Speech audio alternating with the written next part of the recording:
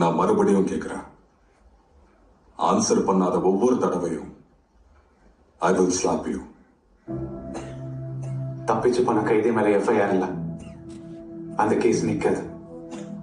இப்ப டியூட்டில இருக்கிற senior officer assault பண்ணு கேஸ் போட்டா என்கொயரியில நான் அந்த ஆபீசரை ஏன் அடிச்சேங்கிற உண்மையை சொல்லணும். அப்ப அந்த ஆபீசர் அந்த பெரியவர் ஏன் அடிச்சாருங்கிற உண்மையை சொல்லணும். அந்த பெரியவர் அங்க எதுக்கு வந்தாருங்கிற உண்மையை சொல்லணும்.